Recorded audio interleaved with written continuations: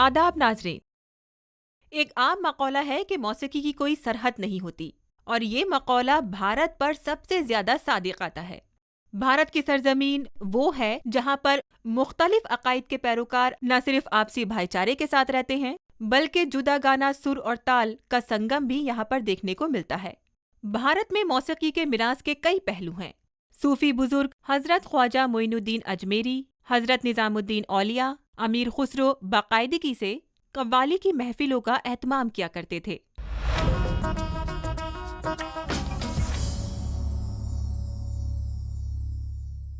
वस्ती दौर में हजरत निजामुद्दीन औलिया की दरगाह के आसपास आबाद इलाके को पुरानी दिल्ली कहा जा सकता है।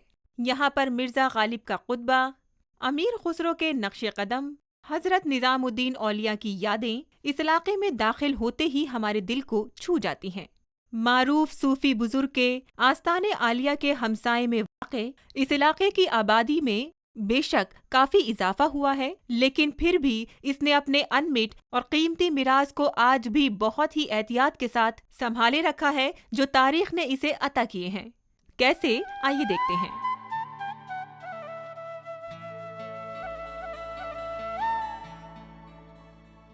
आज भी अगर हजरत निजामुद्दीन औलिया रहमतुल्लाह अलैह की दरगाह के इर्द गिर्द इलाके को छोटी दिल्ली कहा जाए तो बेजा ना होगा।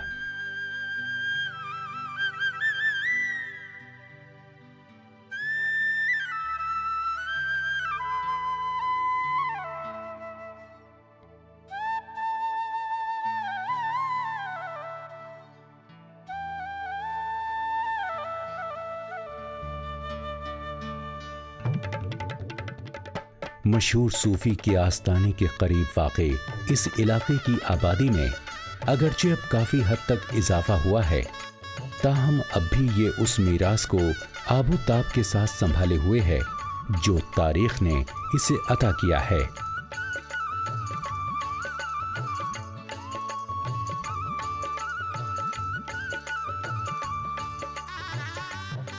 यहाँ मौजूद तारीखी यादगारों का अंदाज़ा इस बात से लगाया जा सकता है कि हुमायूं के कुतबे से सड़क पार करने का मतलब ये है कि आपने तारीख के 700 बरस का सफ़र तय कर लिया। निजामुद्दीन औलिया रहमतुल्लाह अलैह की दरगाह के मगरिब की तरफ से दरख्तों की छाँव में रिहायशी इलाके में दाखिल हो जाएं तो ऊंची डेवड़ियों से मुस्लिम तहजीब की हकीकत और उरूज का अंदाज़ा लगाया जा सकता है।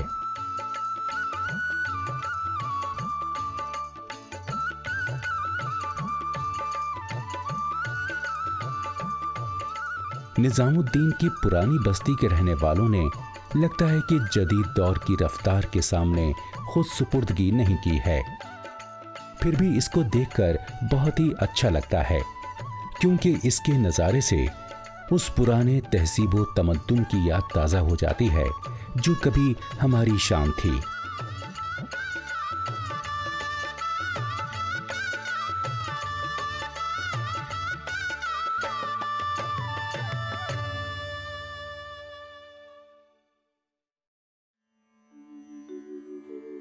यहाँ मिर्जा गालिब, अमीर खुसरो रहमतुल्लाह अलैह और हजरत निजामुद्दीन औलिया रहमतुल्लाह अलैह की यादें हैं जो इलाके में दाखिल होते ही तरोताज़ा हो जाती हैं।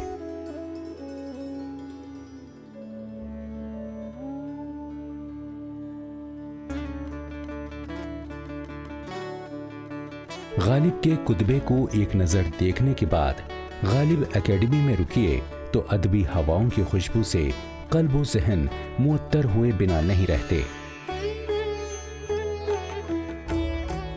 और यहाँ आपको कई तर्ज़े फ़िक्र रखने वाले लोगों की मौजूदगी का एहसास भी हो जाएगा।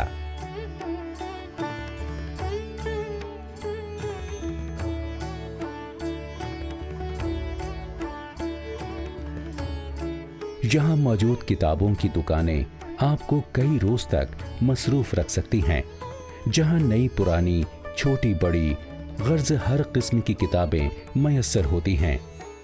जहाँ दरमियाना दर्जे की जिंदगी गुजारने वाले क़ारीन के लिए किताबें भी मिलती हैं।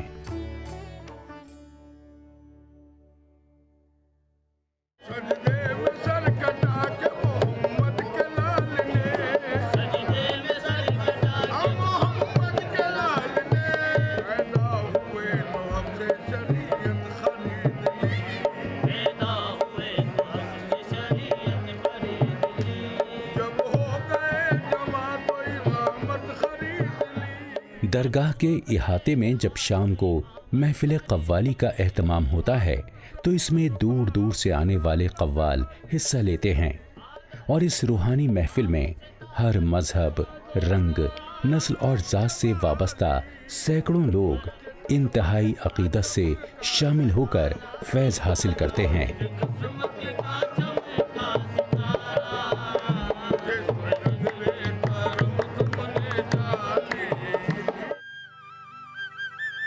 हज़रत निज़ामुद्दीन औलिया रहमतुल्लाह अलैह की दरगाह के सहन में जहां आरा और दारा शिको की कब्रें हैं, जहां आरा एक शायरा, सूफियों की अकीदतमंद, एक हुनरमंद तामीराती माहिर और बासलाहियत मंसूबा साज खातून थीं। बेशक निज़ामुद्दीन दिल्ली का ही एक हिस्सा है, मगर इसकी अपनी एक अलग पहचान और तारीख है। मुल्क की दारुल हुकूमत दिल्ली में खाने पीने और रहने सहने के आला से आला तरीन इंतजामात से इनकार नहीं, मगर निज़ामुद्दीन के मुज़ाफ़ात में वाक़े एक इल्मी जज़ीरा है जिसको किसी मुबालगे के बग़ैर मुल्क की दानिशवराना दारुल हुकूमत कहा जा सकता है।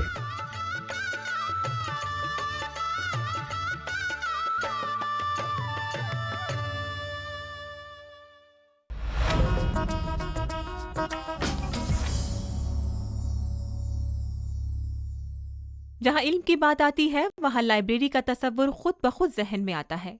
भारत में इनफरादी तौर से लाइब्रेरी रखने की एक कदीम रिवायत मौजूद है, मगर अवामी या इज्तिमाई लाइब्रेरी का तसव्वुर निस्बतन देर से सामने आया।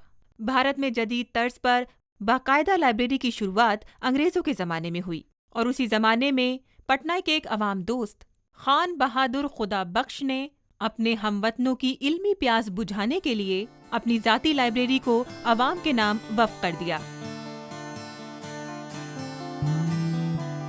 खुदा Bakhsh Oriental public library Patna Bihar में गंगा किनारे के करीब वाक़े है, जहां पर तकरीबन 21,000 मशरक़ी मखतूतात, ओरिएंटल मैन्यूस्क्रिप्ट्स और 2.5 लाख छपी हुई किताबें मौजूद हैं।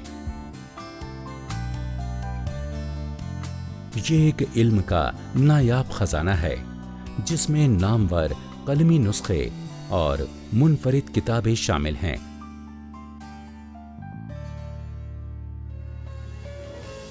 खुदा बख्श खान ने 16 साल तक इंतहाई ज़ौक़ शौक़ से अक्स करने के बाद इसे अवाम के नाम वक्फ कर दिया। ये लाइब्रेरी खान बहादुर खुदा बख्श ने 1891 में अवाम के लिए खोल दी और उस वक्त इसमें 4000 मुसादात थे। इनमें 1400 उन्हें अपने वालिद मौलवी मोहम्मद बख्श से विरसे में मिले थे। जहां पर तारीख, तिब, तसव्वुफ, तज़किरा, कुरानी उलूम, तारीख़ी आज़ादी पर बेशबहा किताबें हैं। 26 दिसंबर 1969 खुदा बख्श लाइब्रेरी के लिए एक अहम मोड़ साबित हुआ जब एक पार्लिमानी एक्ट के तहत लाइब्रेरी को कौमी अहमियत का इदारा करार दिया गया।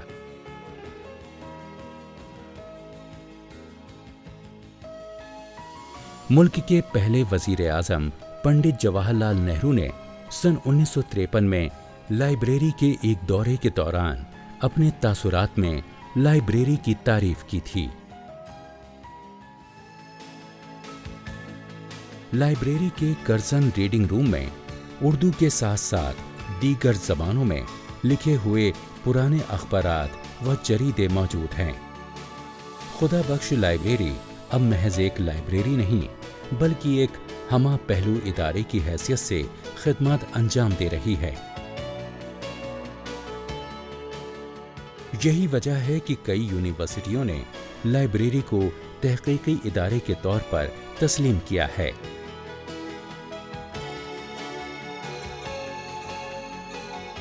खुदा बख्श मशरक़ी कुतुबखाने को कौमी सतह पर कलमी नुस्खों के तहफ़्फ़ुज़ का मरकज़ भी बताया जा चुका है।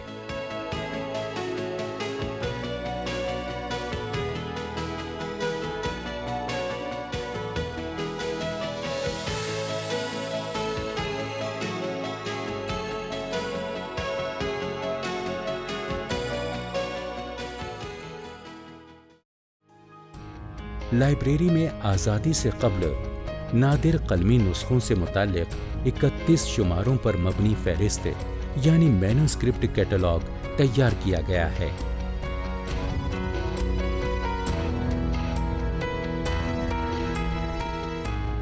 लाइब्रेरी में बेशकीमत नुस्खे फारसी, उर्दू, हिंदी, अरबी, संस्कृत जबानों में पुराने मखतूतात भी महफूज हैं।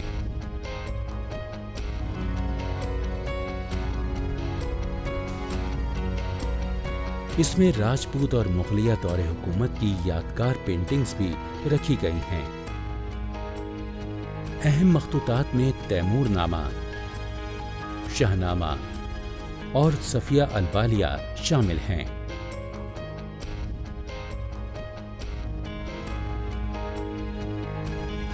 मुगलों की फने मुसव्वरी, खत्ताती और किताबों की आराइशो ज़ेवाइश के कई शाहकार नमूने भी लाइब्रेरी में मौजूद हैं।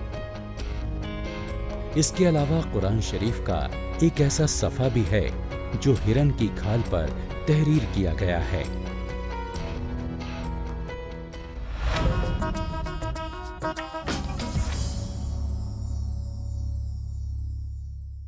आमतौर पर बड़े बड़े शहरों में दिन के दौरान काफी भीड़-भाड़ और रश का माहौल देखने को मिलता है और कारोबारी सरगर्मियां भी अपने नुक्ता उरूज पर होती हैं। लेकिन शाम होते ही जैसे सूखे चेहरों पर शादाबी सी फैल जाती है। पुरानी दिल्ली दुल्हन सी मालूम होती है और अपने पुरतकल्लुफ माहौल से अलग मुमताज नजर आती है। ज़ौक़ ने भी क्या खूब कहा है कि यूं तो सुना है कि दक्किन में है बहुत शेर व सुखन, पर कौन जाए ज़ौक़ दिल्ली की गलियां छोड़कर। आइए हम भी दिल्ली की एक शाम आपके नाम करते हैं। दिल्ली हर लिहाज से एक तहजीबी और सकाफती शहर है। दिन के दौरान इसके गली कूचे पटशोर बाजार की रफ्तार से जैसे दब चुके होते हैं।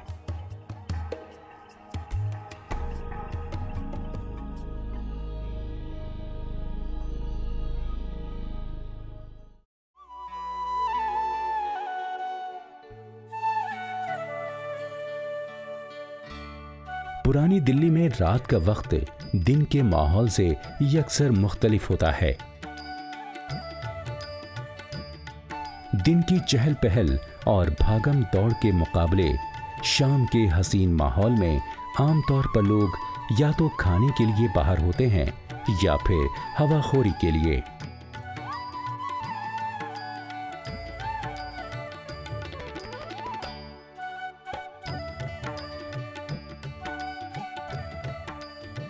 शाम होते ही छोटे छोटे स्टॉल उभर आते हैं।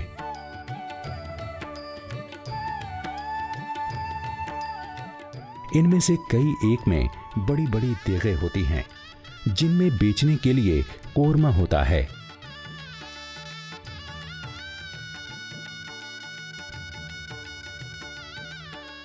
कई कोयले की अंगीठियों से लैस होकर टिक्का बोटी और कबाब के रसिया लोगों के जायकों का सामान रख लेते हैं। दिल्ली के कबाब इनकी इक़साम के लिए मशहूर हैं। मसालेदार कबाब, रबड़ जैसे कबाब, नरमो मुलायम कबाब। मुंह में रखने के बाद दांतों को कबाब पर ज्यादा वार करने की जरूरत पेश नहीं आती। ये बहुत लजीज होते हैं। कुछ चमकदार बर्तनों में फिरनी होती है जिसे शीरीं चीजों के मुतलाशी लोग चट कर जाते हैं।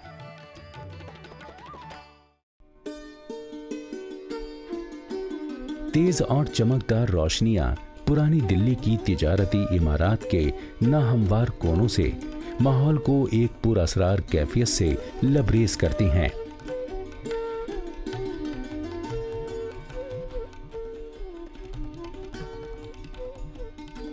जो ही इंसान हौस काजी चौक पहुंच जाता है तो नाक के सुराख इश्तिहा अंगेज खुशबू से फैल जाते हैं। ये खुशबू पके चावल की होती है जो कि हर कोने से आती है।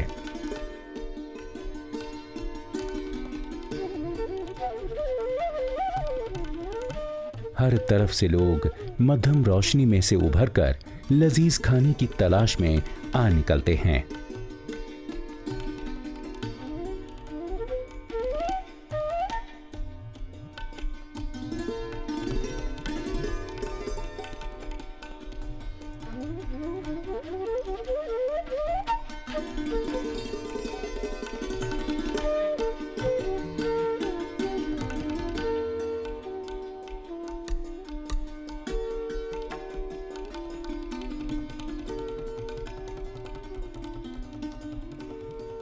रात के रुपहले और हेजान अंगेज माहौल में पुरानी दिल्ली एक अलग दुनिया का नजारा पेश करती है।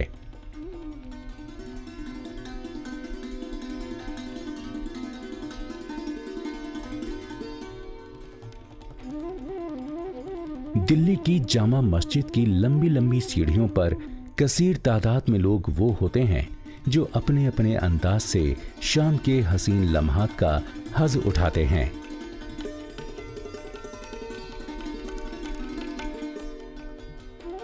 रात के सुहाने माहौल में इंसान हौस काजी से लाल कुएं तक चहलकदमी भी कर सकता है।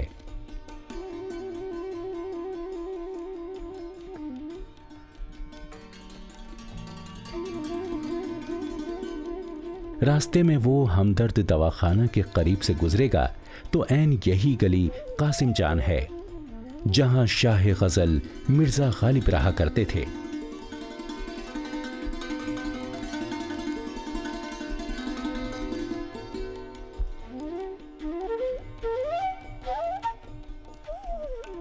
शाम के वक्त पुरानी दिल्ली दुल्हन की तरह काफी दिलकश लगती है, जो इसे नई दिल्ली के पुरतकल्लुफ माहौल से अलग और मुमताज करती है।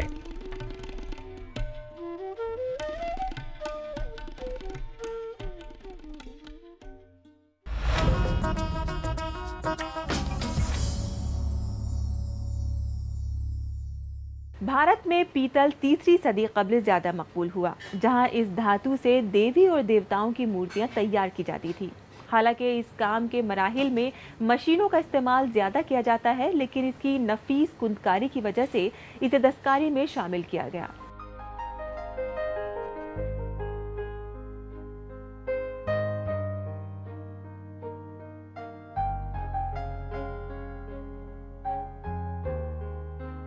बुनियादी धातुओं का आमिज़ा पीतल आसार कदीमा के रिकॉर्ड के मुताबिक भारत में तीसरी सदी कब्ल मसीह से मकबूल हुआ।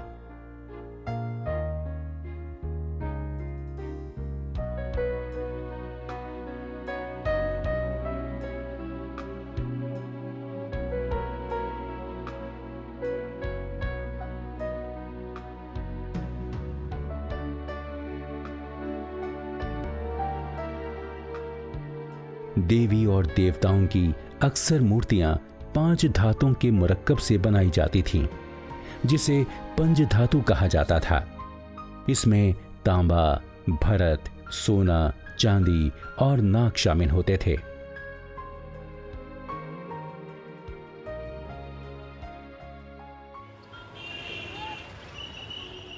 उत्तर प्रदेश का मुरादाबाद शहर पीतल की पैदावार का सबसे बड़ा और फाल मरकज है, इसलिए मुरादाबाद पीतल नगरी के नाम से मशहूर हुआ।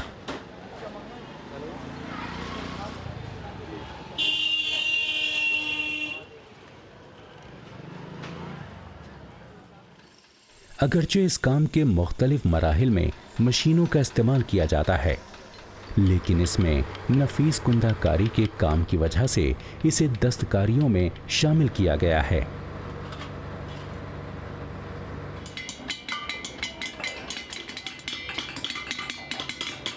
यहाँ की जो मुरादाबाद की मिट्टी है उसमें एक ख़ासियत है कि वो कहीं की मिट्टी भी नहीं है, और कहीं लोग कोशिश करते हैं कि ये काम हो जाए, वो हो नहीं पाता है। यहाँ की मिट्टी ऐसी है कि वही इसी में ये कास्टिंग का काम होता है।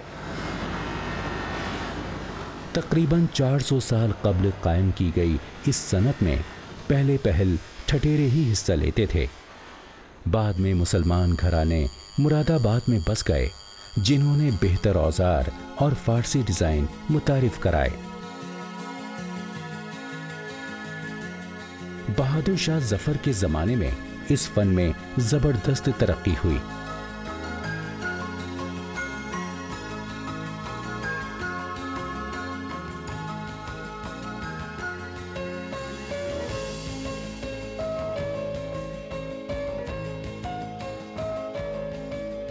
उन्नीसवीं सदी के आगाज में ब्रासवेयर की ये सनत अपने उरूज को पहुंची जब अंग्रेजों ने इंतहाई दीदा जेब और खूबसूरती से बनाए गए फन पारों को गैर मुल्की मंडियों तक पहुंचाया।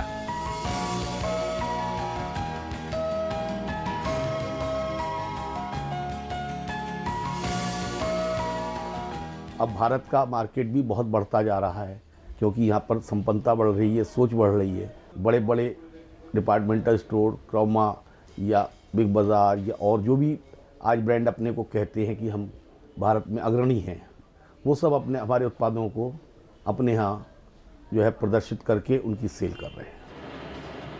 पूरा पैदावारी चक्कर 4 से 6 हफ्तों में मुकम्मल होता है, जिसके दौरान इसका पिघलाव, सांचे में ढालना, जोड़ना, कुंदाकारी करना और पॉलिश करना शामिल है।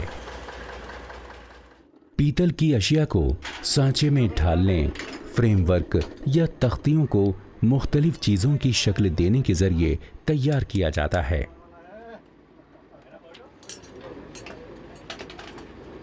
जो लोग इसको सांचे में ढालते हैं उन्हें भर्तिया कहते हैं। कुंदाकारी सबसे ज़्यादा नफासत और हुनरमंदी का काम है और इसकी बहुत सी किस्में हैं। इनमें जापानी, महरानी, चिकन, बिदार और बर्मा बिदार शामिल हैं।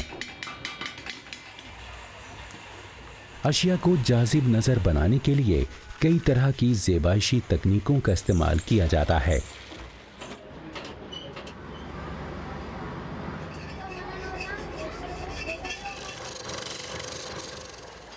मुरादाबाद में पीतल की अशिया बनाने वाले तकरीबन 600 यूनिट कायम हैं, जो घरेलू और बरामद ज़रूरियात पूरी कर रहे हैं।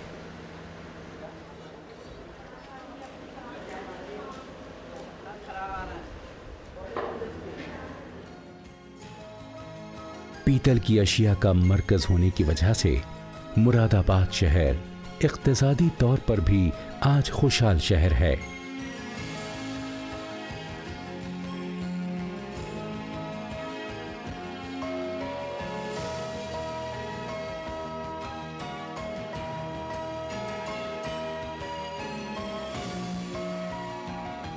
पीतल की ये दस्तकारी हमारी मिरास का अहम हिस्सा है। तहजीबी और सकाफती मिरास का ये सफ़र अगले शुमारे में भी जारी रहेगा। अब इजाज़त दीजिए, खुदा हाफिज़।